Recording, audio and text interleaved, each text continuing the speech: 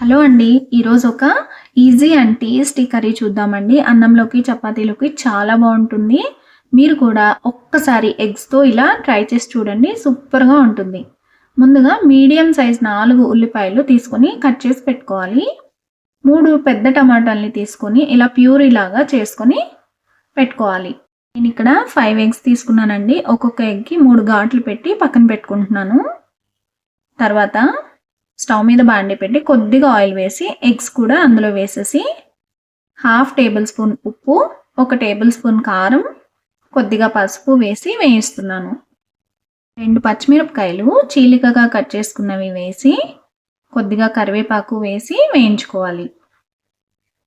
Eggs కూడా చక్కగా fry అయిపోయాక అవన్నీ తీసి ఒక ప్లేట్లో తీసుకొని పక్కన పెట్టుకుందాము.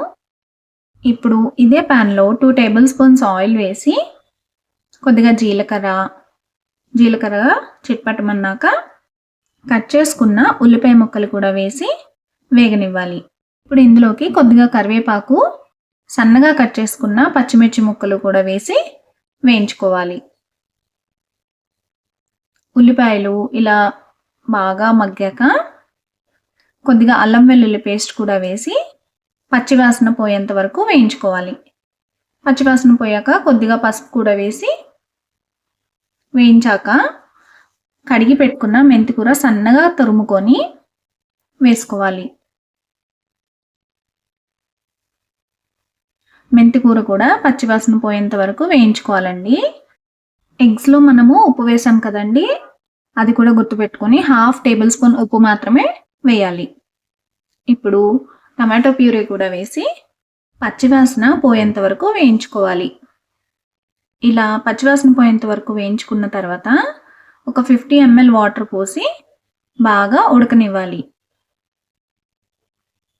ఇలా చక్కగా ఉడికాక ఇందాక పక్కన పెట్టుకున్న ఎగ్స్ అన్నీ కూడా ఇందులో వేసేద్దాము.